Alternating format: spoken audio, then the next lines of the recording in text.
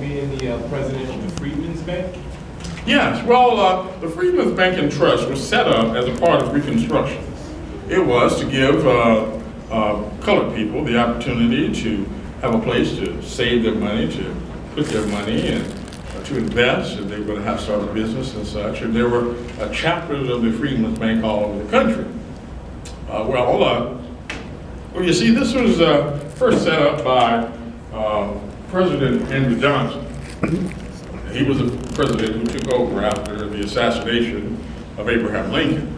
Now, the way that this Reconstruction was set up was not in its best, not its best effort, I would say that. There were many opportunities for people, nefarious people, coming in to take the money, steal the money. And by the time I had become president of the Freedmen's Bank, as a matter of fact, there was a gentleman by the name of John Mercer Langston who was in the position before me. When they handed it off to me, I had to take $10,000 of my own money just to make it solvent. But it was a lost cause. And so the bank ended up dissolving.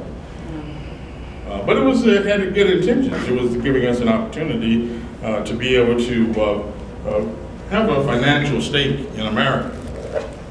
That was the Freedmen's Bank and Trust, yes. Yes. What year did Ms. Woodall run? I believe it was in the, I'm just trying to decide, not to poke the year, but was it before or after '69? Do you know, before or after you broke with, you had a difference of opinion about suffrage? Oh, it was before. It was before. And of course, I always say this about the dates, and it seems that especially the modern era dates and things of that nature are very peculiar to you, the trivia of who would win. But I would ask you this question: what is more important, the when or the why? You might know the when. The Emancipation Proclamation was signed first day of January 1863. But if you don't know why, if you read that document and you ask yourself, well, why did Abraham Lincoln exclude various counties, 48 counties of West Virginia, Norfolk, Portsmouth? Why did he exclude these counties? He didn't free the slaves. Yes, sir. Those areas were no longer in rebellion against the Union. Yes, but they still had slaves. Yes. And so it would be prudent not to take away their slaves lest they retreat and go to the side of the Confederacy. So he gave them a grace period where they would not have to give up their slaves as long as they continued to fight with us. So it's important to know these things. It's important to know the why as well as the when.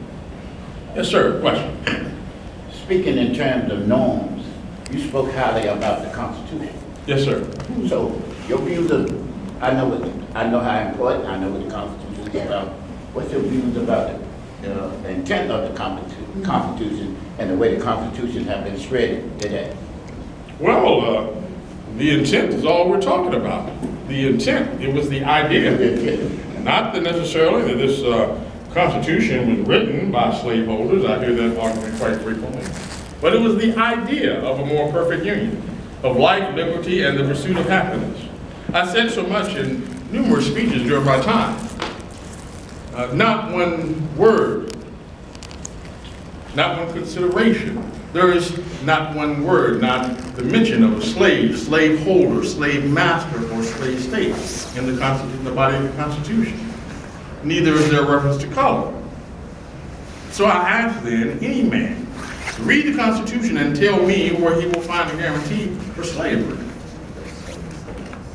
Now, the slaveholders of the South and many of their wicked allies in the North claim the Bible for slavery.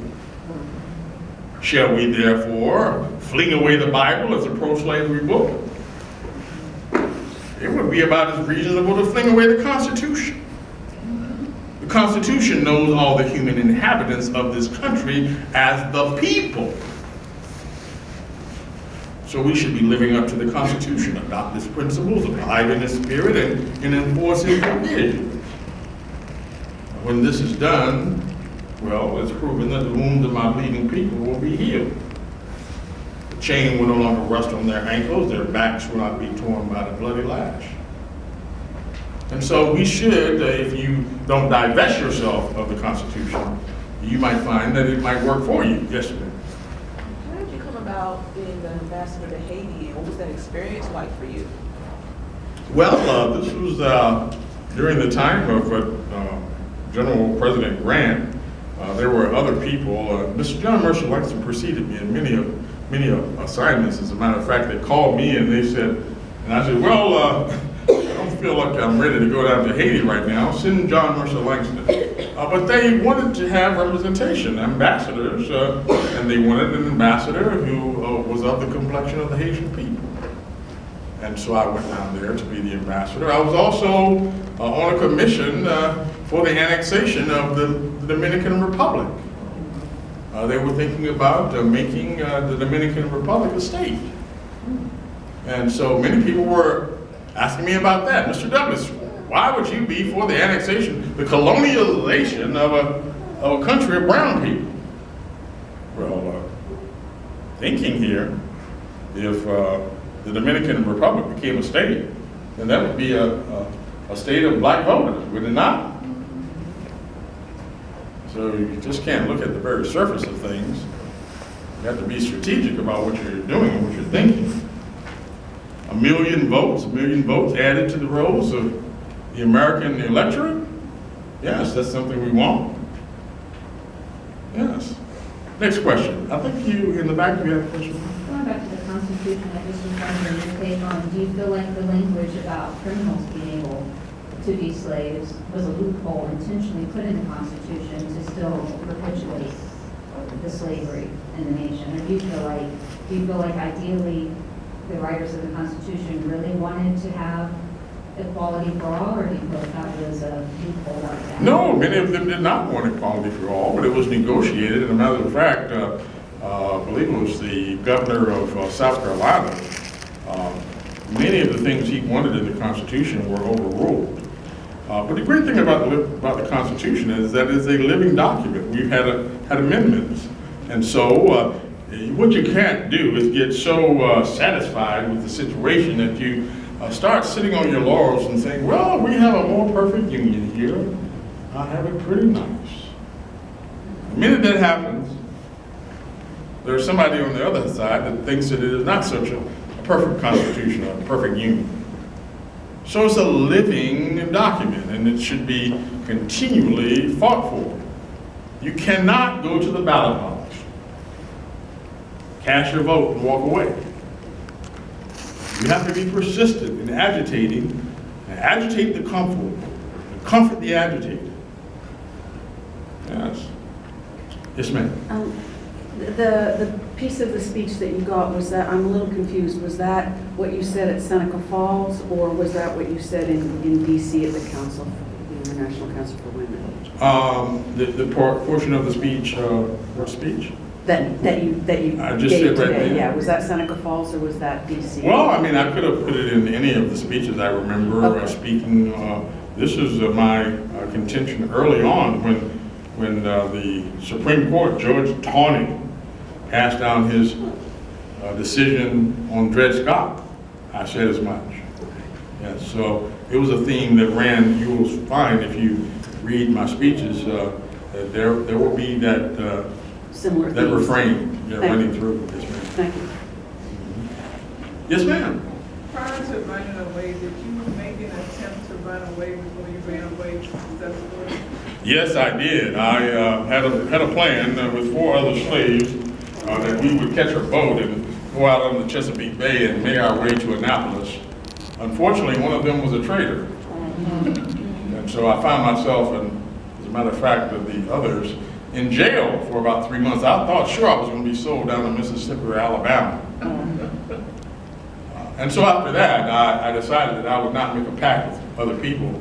Again, the only one I trusted after that was, of course, my then fiancee, Anna Mary, who, by the way, I didn't say that much about Anna. Certainly, I was married to her for 40 years. She gave me 5 children. Rosetta, Annie, Charles, Frederick Jr., and Lewis. Now, Frederick and Charles and Lewis, they all fought in the Civil War. They were part of the 54th Regiment. And my daughter, Rosetta, she helped me run the newspaper. And of course, my daughter Annie, now, she passed away when she was around 10 years old from consumption. So she was one of my children did not live to be adults. Any children in here want to be a doctor when you grow up? Anyone? Oh, yes. I want to be a veterinarian. You want to be a veterinarian? I see. I see. Very good. Very good. We need more doctors. Yes, in the back.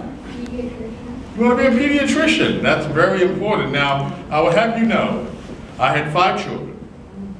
One passed away, Annie. Now, of my 4 children who became adults, I had more than a dozen grandchildren, and only 4 of them lived to be adults. The child mortality rate in the 19th century was very severe.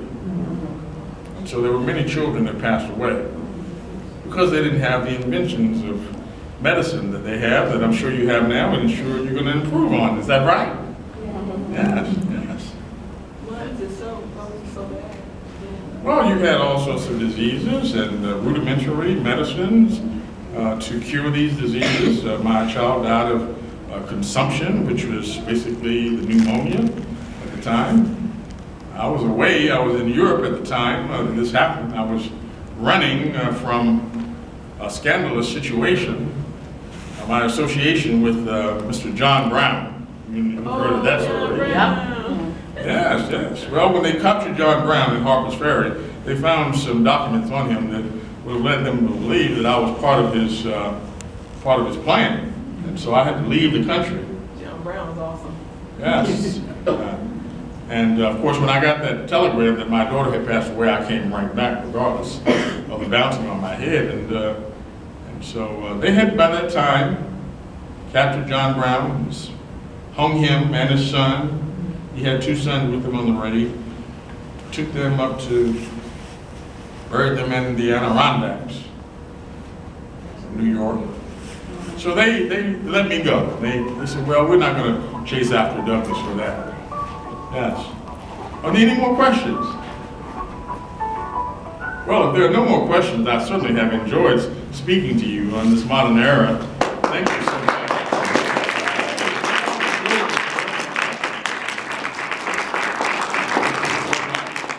And if you'd like to take some pictures, that's certainly fine. I was the most photographed black man in the 19th century.